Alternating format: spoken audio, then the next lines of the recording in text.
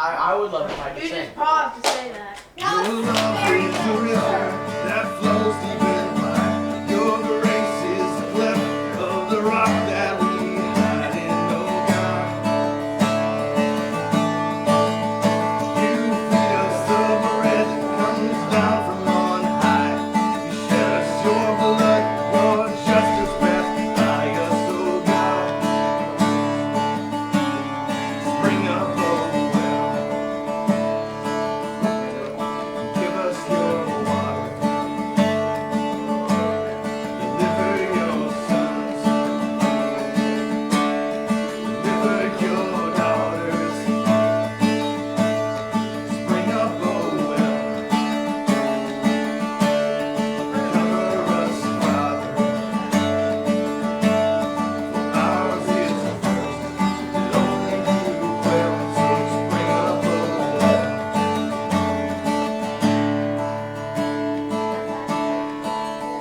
You gave us the oil, and your spirit anoints. You revealed your law, but we still disappoint you, oh God. You offered the Lamb and our kinsmen redeemed. We're washed by His blood, that we might become complete. Thank you, God. Spring up, oh well. Give us your water.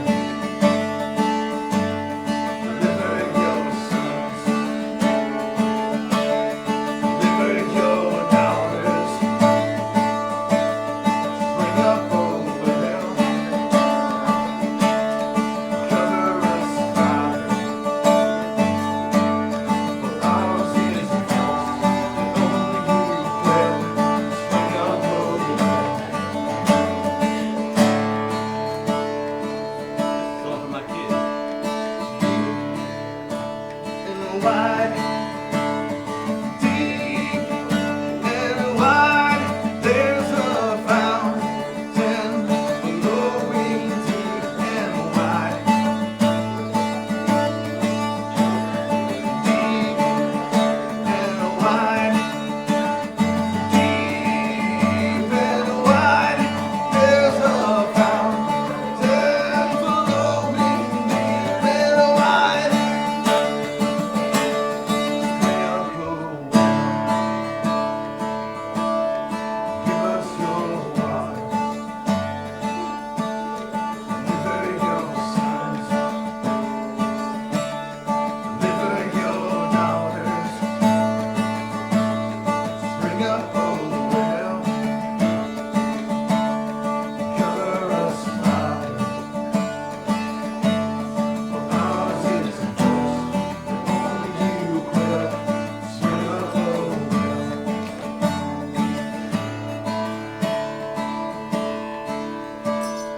He is jealous for you. Love's like a hurricane. I am a tree bending beneath the will of His wind and mercy.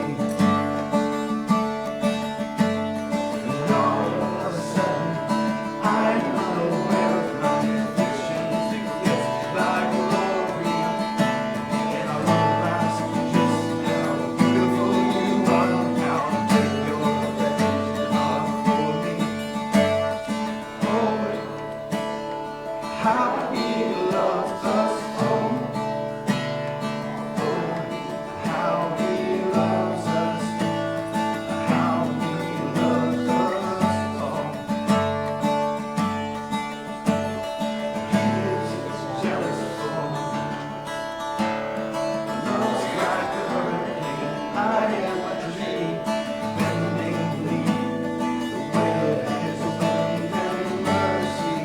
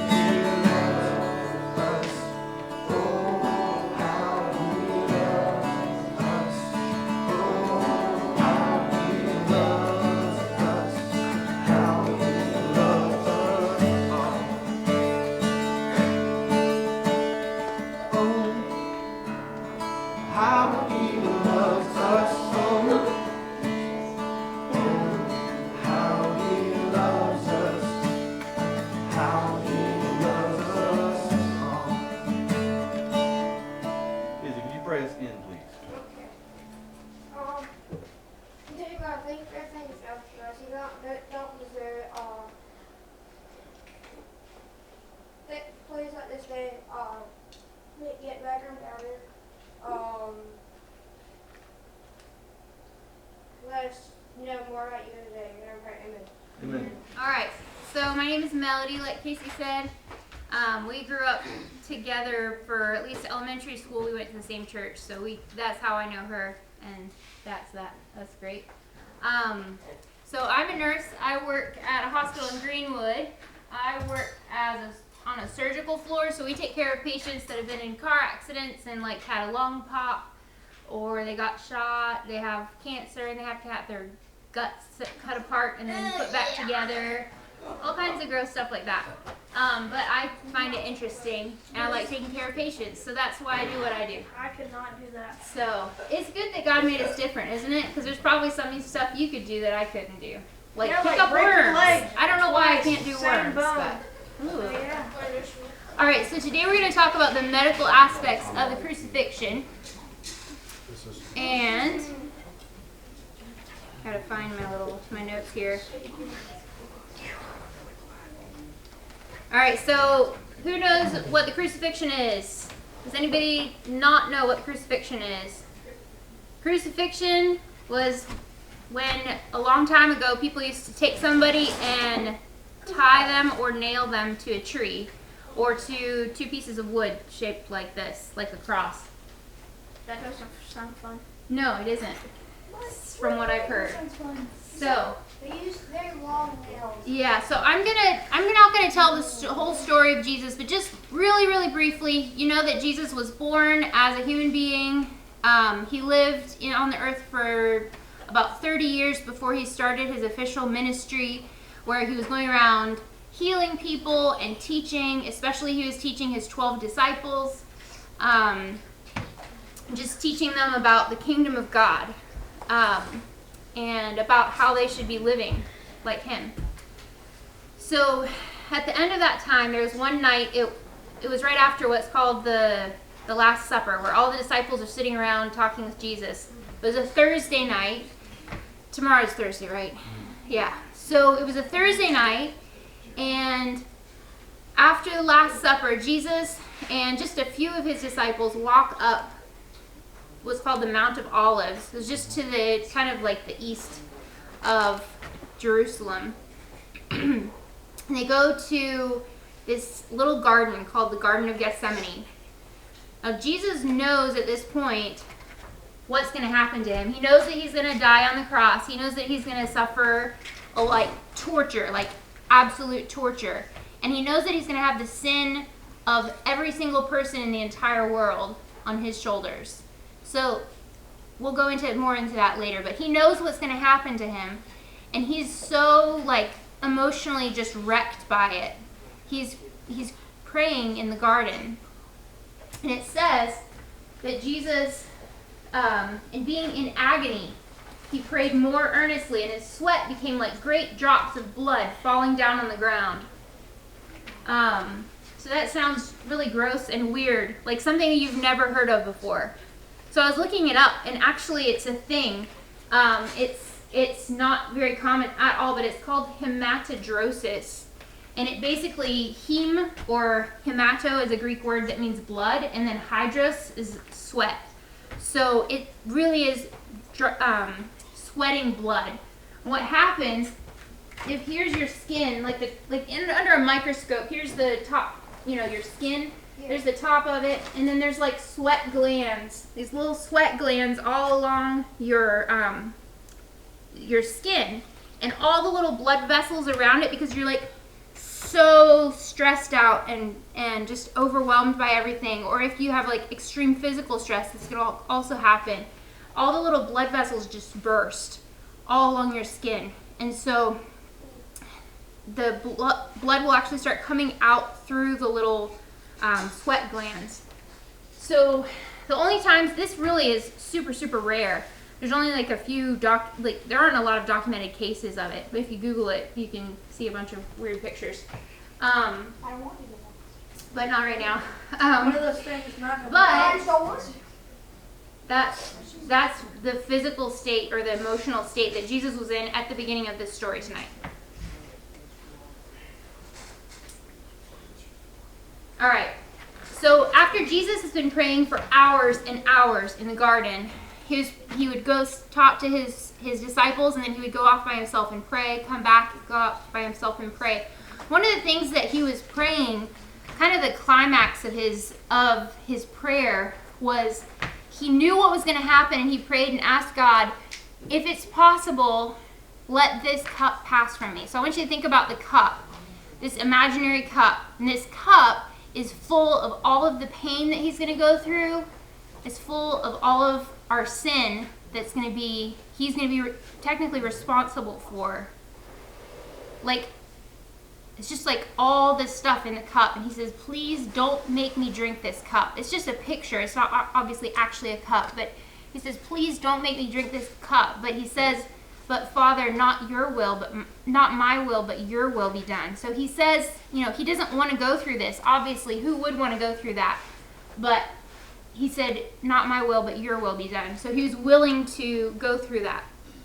So at one point after he's been praying, Jesus comes back to his disciples, and this huge crowd comes out.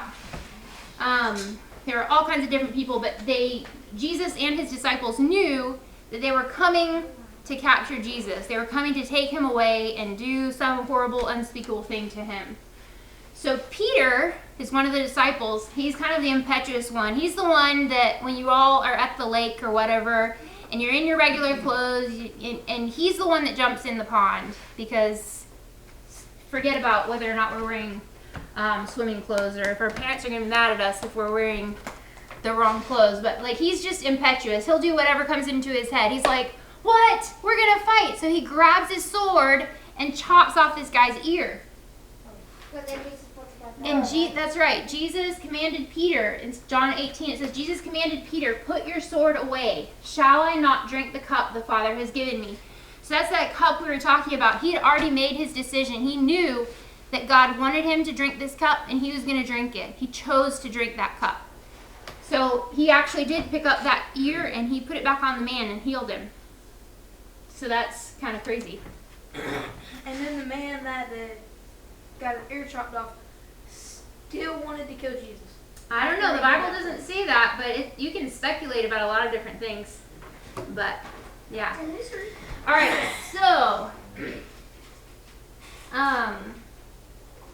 at this point, this is kind of a map that is somewhat helpful. It's really hard to see, but this is Jerusalem. This is like the border wall of Jerusalem. The temple's over here, lower city, upper city, suburb. That doesn't make a whole lot of, it doesn't matter. But Jesus walked from, the night before, he walked from this upper room. This is where he was eating dinner the night before. He walks over here. I think they said it was like 2 miles or something. I can't remember. To the Garden of Gethsemane. So he walked like a little nice walk in the evening. That's not bad. That's not a big deal. But then he stays up here for hours at night, and he's praying, and just like, have you ever, I don't know if you guys have, I've totally stayed up for a long time at night crying and praying, like being really, really upset about something. It just makes you really, really tired. Obviously, probably not as bad as he was, but then once he's captured, he has to walk all the way around the city, back and forth, because he has to go see one priest, and then he has to go see the high priest, then he goes to see Pilate, and then Herod, and then back to Pilate, like all these different rulers in the town, in the city. Well, they were rulers within Israel. So he had to go all these different leaders in Jerusalem, because everybody is trying, or this group of people, all these Jews in Jerusalem are trying to figure out a way to kill Jesus because they hate him so much. Does anybody know why they hated Jesus? Because Yes. Because he was like doing miracles and saying that, and everyone thought he was a witch or something instead of like the Son of God. Some people might have thought that. Yeah, you're right. Some people thought that that he was doing miracles in the name of demons. Anybody else? Okay. he was undermining their laws. Yeah, he was undermining their laws. Definitely. He was telling them, look, you guys are focusing on all of these laws that are not important. Like, they were making laws about how many steps you could walk on Sunday, but then they were not doing other things that were really important. So he was, yeah, anybody else? Yeah. And you just make them look really stupid. Exactly. That's like the big idea. So all those little things are true, and the big idea is he was making them look really stupid. Like, it wasn't the reason that he was doing it. He was just he was speaking truth. Sometimes it's really hard to hear truth though. Yeah. So they were like the rulers of the town, the rulers of their religion. And Jesus was saying, no, you're wrong. You're sinning. You need to repent. And they're like, no. So they hated him so much because of this, because they were pulling followers away from them. And so that's why they really wanted Jesus to be killed. So at this time, I'm not going to go into all the historical stuff. It's fascinating, and there's lots of people you can talk to, and you can read books about it. It's really interesting, but I'm not going to go into all that tonight. But at this time, Jerusalem and Israel was under the rule of what Caesar, right? country? Of Rome? Rome, yeah. There was a Roman Empire. So the Romans were the ruling class. Like they ruled. They had people that ruled Israel at this time. And so Pontius Pilate and Herod were two of the people that were rulers, and they were the ones who could actually make it okay for the Jews to kill Jesus. They had to get an okay from the high up people in order to kill him. They weren't allowed to just kill somebody. What's that? Yeah, so the people, there's like huge crowd of people. If you could imagine being Pontius Pilate or being Herod, you're like the governor of South Carolina or whatever, and this enormous crowd of people, like 1,000 people, come outside your house and they're like, hey, we need to kill this person. And they look really mean. Like, yeah, maybe they didn't make the greatest choice, but they brought Jesus to whichever ruler, and the ruler would say, well, are you what they say that you are? They would say, oh, he's saying that he's the king of the Jews.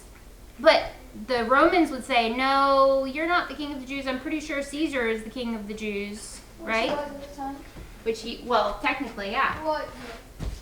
And Jesus, the problem was that Jesus wouldn't deny it. He wouldn't say he wasn't the king of the Jews.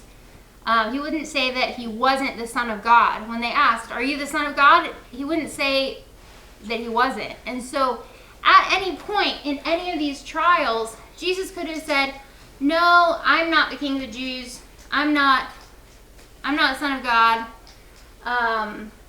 But he chose to keep going on. And just remember, through all of this, he knew what was going to happen to him. So let's talk about what's going to happen to him. After all of these trials, finally, I think the last one was Pilate. He said, okay, I'll let you crucify him. I'll let you kill him. They wanted to crucify him. Now, crucifying is something that we're going to get to in a minute. But before they crucified somebody, it's called scourging, or it was basically a horrible, horrible whipping. Was it with like bullets?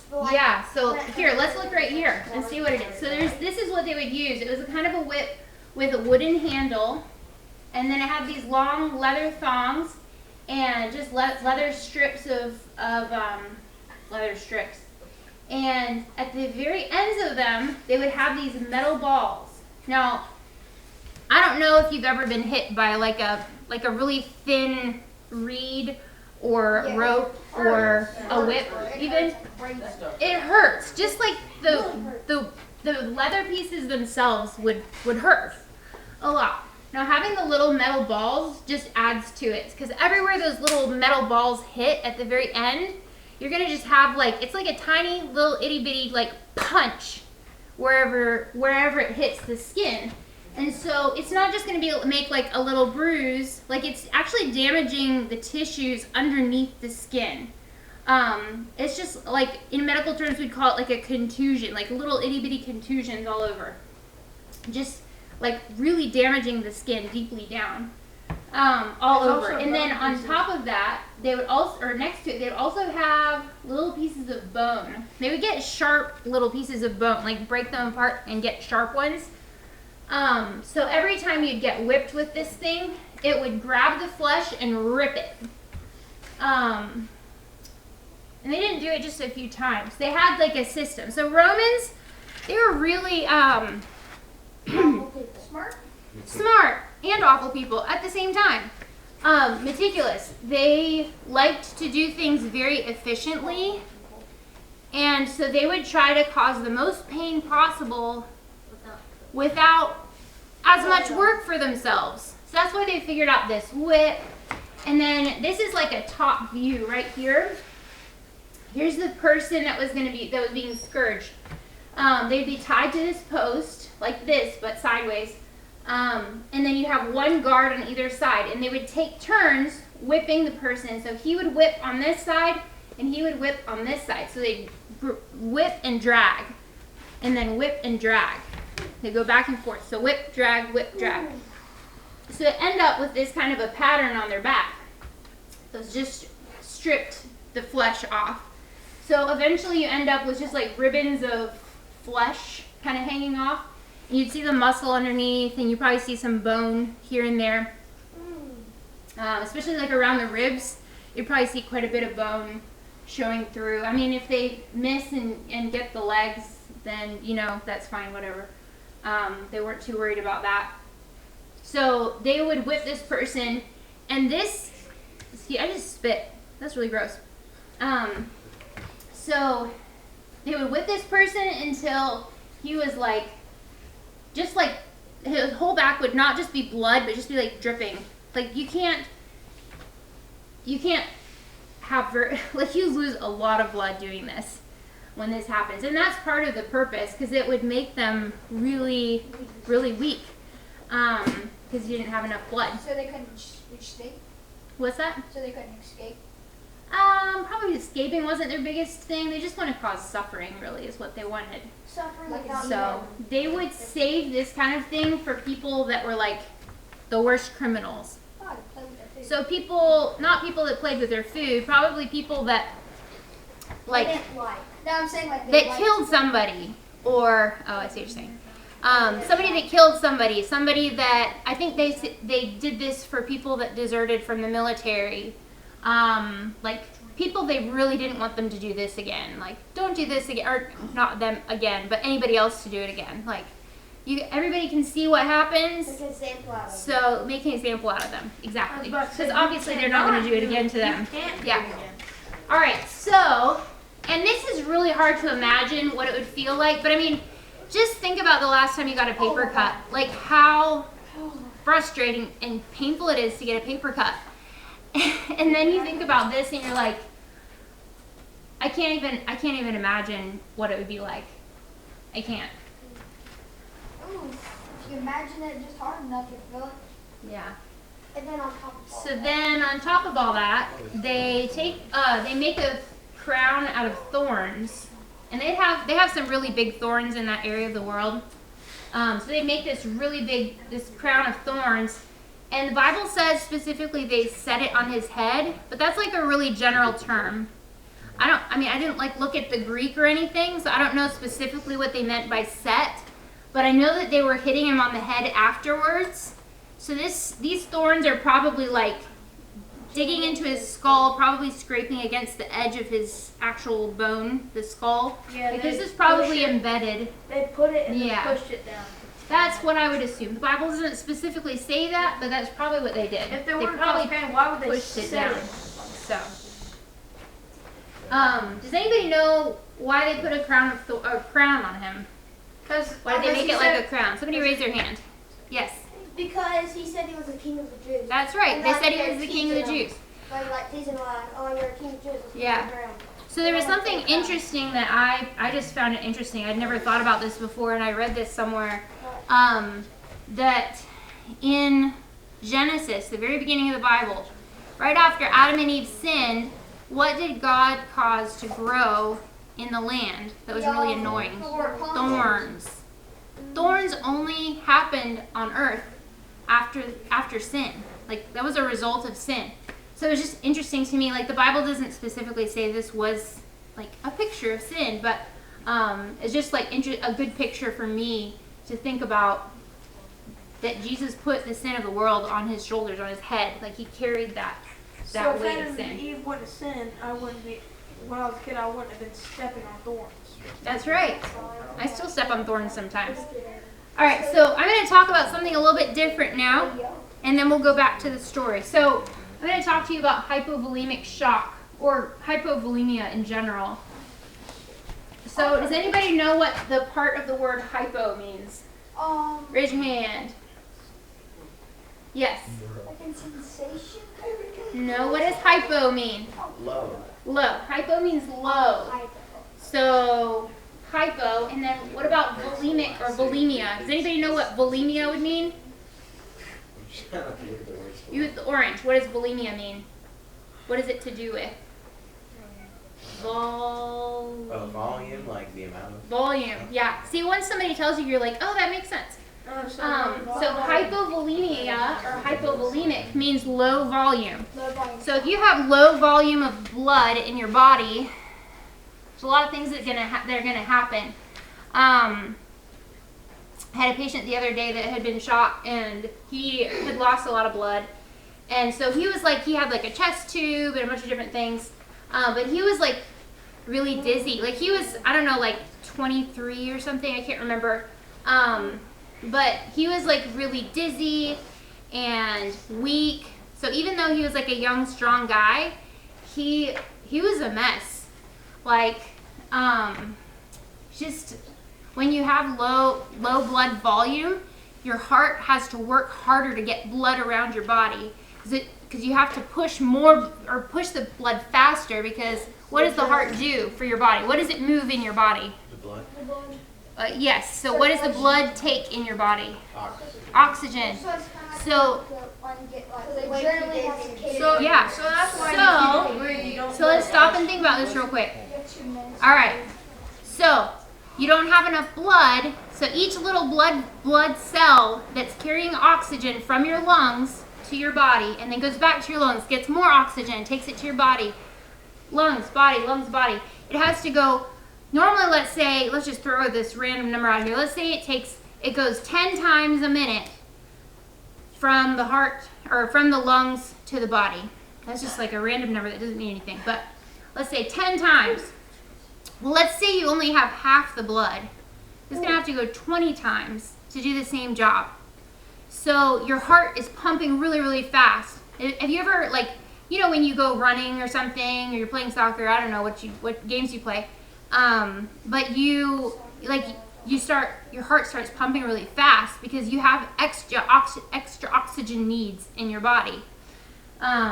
So yeah, your heart's gonna pump really fast. You're gonna start breathing really fast because your body's not getting enough oxygen because your blood cells aren't working well enough. And so you start breathing really fast, but you're just standing still. You're not actually doing anything. And you also get like cold, clammy, cyanotic, which is like blue skin, because you're basically the outsides of your body, like your hands and your face, your nose and stuff. Your body's like, psh, screw that. I need to focus on like heart and lungs right now. So they kind of shut that part of your body down. You can start getting anxiety, start getting confused. It's just really uncomfortable. Now, I'm not going to say at what point Jesus hit hypovolemic shock, because in medical terms, there's like really specific things that you have to say, like, oh, their blood pressure was this over this, and their heart rate was this, and they have these lab values, and you're like, okay, now they're in shock. So I'm not going to say at what point that happened, but Jesus was definitely, at the end of this scourging, he was definitely heading toward that way. So he's starting to feel these signs and symptoms: dizziness, weakness, hyperventilation, rapid pulse. He's feeling really rotten. Sometimes also like nausea. He might be throwing up at this point too. And especially from the pain too. When people have a lot of pain, they can just start throwing up from the pain. So all this is going on, and we haven't really gotten to the bad part yet. So after the scourging, where they've lost a lot of blood, the Romans would, they would usually they would have the cross part. They say that Jesus carried his cross, but what they would actually usually do was they would take the cross piece of the cross, which usually weighed like 75 to 125 pounds. So I don't know who in here weighs 125 pounds. I weigh more than that. I'm just saying. And trying to carry that much after having been whipped and beaten and like your entire back is on fire. My man's being lifted. Bro, I wouldn't So- be alive. And it's laying on your back that has been ripped to shreds. It might like be laying on exposed bone while you're trying to carry this thing. So he has to carry it. They say it's about a third of a mile up how far he had to carry it, which I don't really know how far a third of a mile is. Like maybe from here to the church, maybe further. I don't know. How far is a third of a mile? I mean, What just is ours? 5,280 A divided. little longer than that. Okay. at least It's a little 1,000 ways, and it was up a hill. To It was up a hill. But yeah. So the Bible says that the soldiers grabbed this other guy. His name was Simon of Cyrene, and they made him help carry the cross. Well, they said carry the cross, help carry the cross. We weren't sure exactly, but he had to help Jesus because Jesus. It's a kind of assumed because of this that Jesus was not actually strong enough to carry this, and normally people would be able to be strong enough to carry this. So I don't know if they beat him more. I don't know what happened exactly. But for some reason, maybe they just took pity on him because they felt bad because they didn't think he actually did anything wrong. I don't know what the reason was, but Simon of Cyrene, this guy from Africa, had to come and help him. Can you imagine being that person? Like, knowing for the rest of your life that you actually helped Jesus with something. That would be kind of sickening and amazing at the same time. So after he got to the top of this other hill, which is called Golgotha, which means the place of the skull, they took Jesus and sometimes like they weren't sure if they used ladders or how they did it exactly. It's possible that the cross was low enough down they could just lift him up, but they would first they would lay the crossbar on the ground and lay the person down with his arms stretched out on it. And then they would nail him to the crossbar one, and then they'd put him up on that thing. Some people say that sometimes they had like a little tiny piece of wood they could kind of sit their butt bones on to give a tiny bit of relief while they were up there. Some people say that they didn't have that all the time. We don't really know. A lot of this is just speculation. We just kind of guess. a tiny bit. Do you have who was that? Question? Sorry. Okay.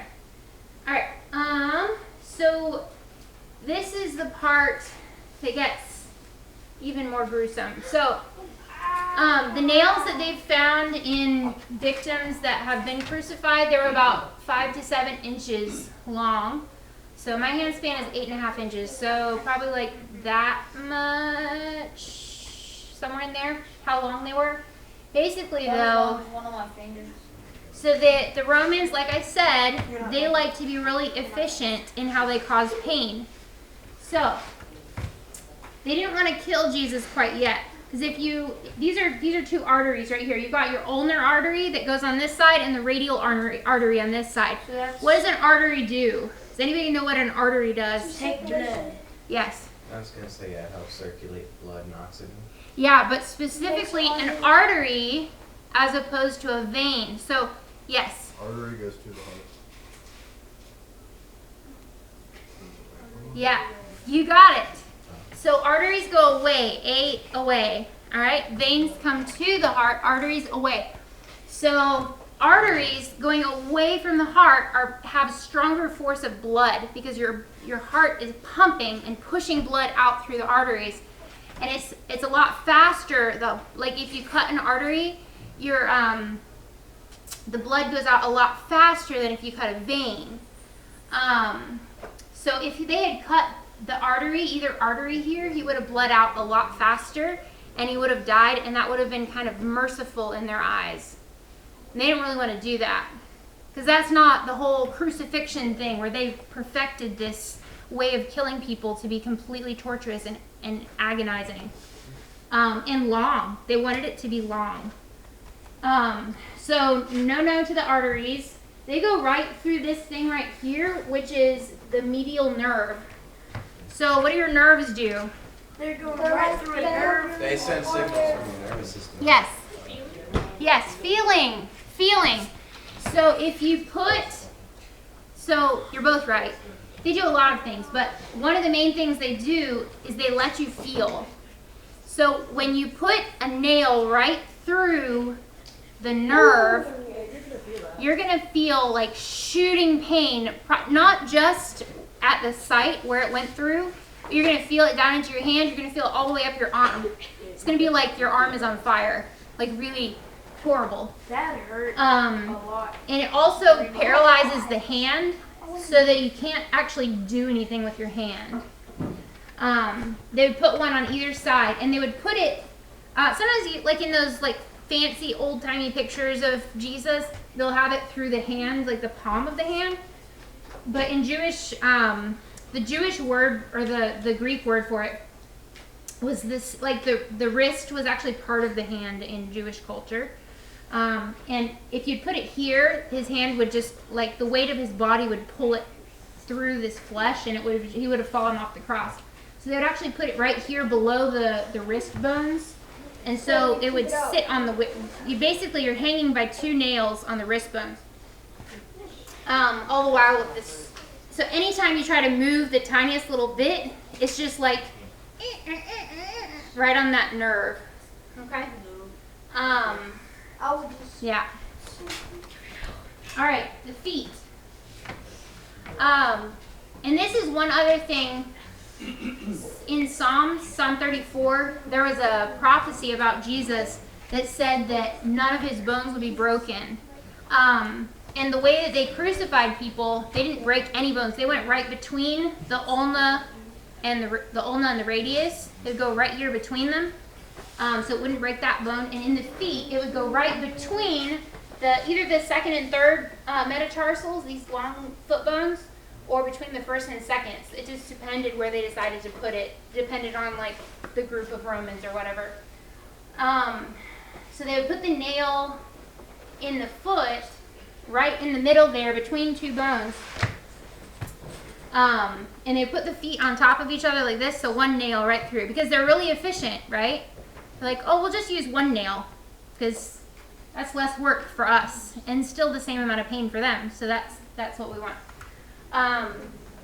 So this also went through another nerve called the medial plantar nerve, which plantar just means foot. So it's the medial, which is like medium, the medium foot nerve. It's like the middle foot nerve, basically. It's like the main foot nerve for your foot. It's going to shoot pain all through your foot and all up your legs. All right, so now your arms are on fire, your legs are on fire, your back is on fire, just like nothing not on fire. So then the way that they would put them up on the cross, they're hanging from their arms, from their wrists, but then they also would put their feet flat against the cross like that and nail them like that. So then they're pushing, they're not like standing on something, they're standing on that nail in their foot. And they would put their knees up at an angle to where they can't like lock their knees or something. Like he's basically like this. I don't know if you guys have ever tried standing like this, but you should go home and try it sometime. Maybe after this, go outside and have a competition to see who can do this the longest. You might be able to do it for a little while. You might be able to do it for a long while. You might think, man, I have pretty strong legs.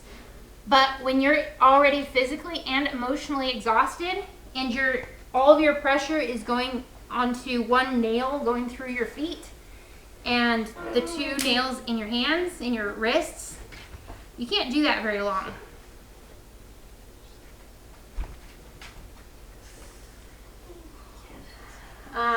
So just a little side note.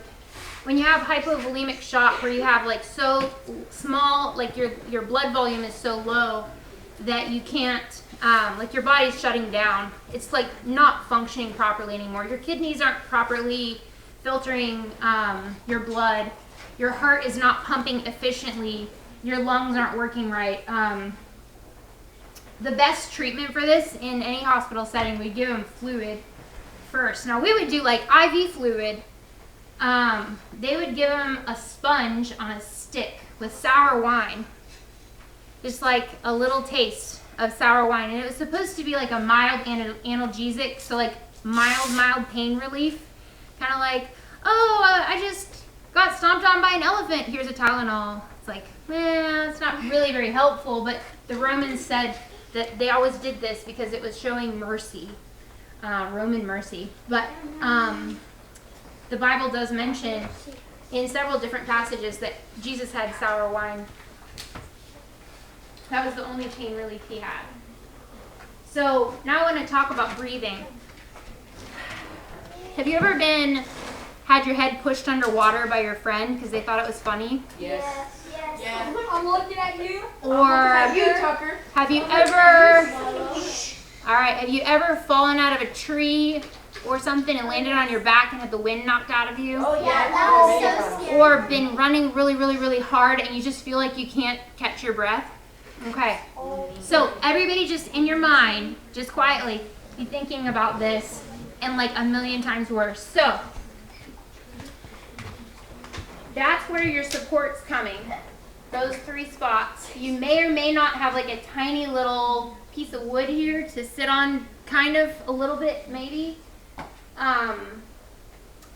But when you breathe, there are 2 different ways that you breathe. Your body has 2 different ways. So your rib cage expands and contracts. When your rib cage expands, it pulls your lungs open. So you take a deep breath. And then you close your rib cage, like the muscles in your rib cage, close your lungs to push the air out. So that's one of the ways. And those muscles are all attached. Like here's your pectoral muscles, and like side muscles, all of them are attached to each other. So that's all being pulled by your arms. So if your arms are pulled up like that, it's really hard to breathe sideways. And on top of this, because of the medial nerve being messed up like it was, and having to hang with all that pressure, usually after, they said it was like a few minutes, not very long, the arms would actually get dislocated. The shoulders would get dislocated. So when your arm, I don't know if you've, I used to be able to slightly dislocate my arm, just like a tiny little bit. And I thought it was funny, so I would keep doing it. And then one time I was carrying like a heavy pot of soup or something, and it like slightly popped out by itself. Not all the way, but just enough to where I had absolutely no strength in my arm. Like I just like dropped the pot. And I was like, oh, I probably shouldn't do that anymore because it's going to start doing it by itself like that. So when your arm is completely dislocated, you have 0 strength in your arms. Like your arm's just like flopping. Like you can't pull yourself up at all. So the only way that you'd be able to expand your ribs are to take that pressure off of your arms. Usually you'd use your muscles to be able to expand that rib cage. Well, you're not going to be able to do that if your arms are dislocated. So you're hanging there by dislocated arms. And so now, besides the pressure in here, really everything's sitting down on, it's still in your wrists, but the only other way you can breathe, the other way your body helps you breathe, is with your diaphragm, which is right here. It's between you have your lungs and your heart up here, and then below your diaphragm, which is kind of like a muscle, you've got all your guts, you've got your stomach, your liver, kidneys, all that stuff is down below. And it separates that, and that muscle, the diaphragm, as you breathe, or what it does, it helps you breathe. So if the diaphragm goes up, then it pushes air up out of your lungs. And if it goes down, then it pulls, like it opens up your lungs so you can take a deep breath. So everybody just, you can do it in your mind or you can hold your ribs. But hold your ribs and try not to open your ribs and try to breathe with your belly. And you can do it for quite a while, you really can. But you don't breathe well. Like, you're not breathing very efficiently. And so you can do it maybe while you're sitting there, but you try running a few laps and breathe like that, and you're not going to get enough. You're not going to get enough oxygen. So you'll suffocate. So you'll suffocate. So Oh, the only way to keep from suffocating is for you to put all of your pressure on that one nail in your feet and to push your entire body up. Okay? So you're just, instead of like hanging by your arms, you're going to push your entire body up to be able to breathe out. And then you hang again and you can breathe in. Breathing in isn't a problem because your lungs stay expanded. Your lungs want to stay expanded all the time in this position.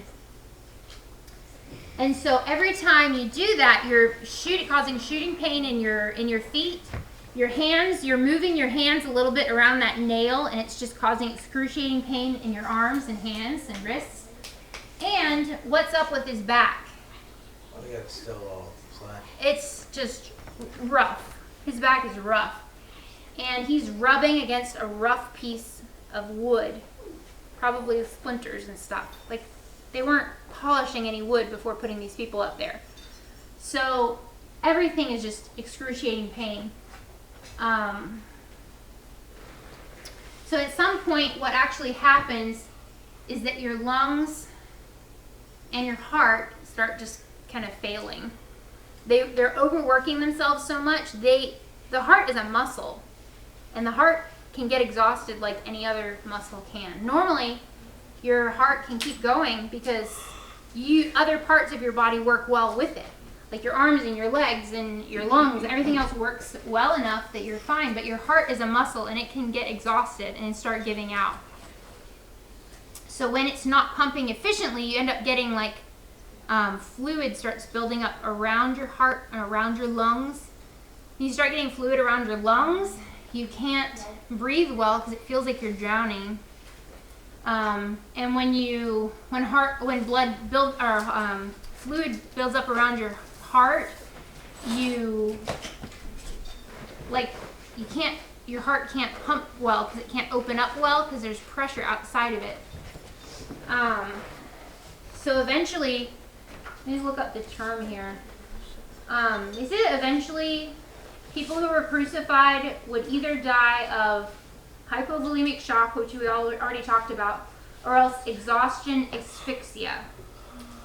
Asphyxia is basically suffocation. So you would suffocate because your body, like your muscles in your legs, your muscles in your sides, you're not strong enough to take a breath anymore. You're not strong enough to push up on your body and take one more breath. And so you just can't breathe anymore and you die. Didn't he say so? Like right before he died, like 2 other people beside him. Right before he died, yeah, he said, I think there were 7 or 9 things he said sometime in there. There were several different things. He talked to his mother, he talked to his disciples. Right before he died, he said, what did he say? I think he said someone's going to heaven. Meet you in heaven. He said, my God, why have you forsaken me? And then he said, it is finished. And then it says he gave up the ghost.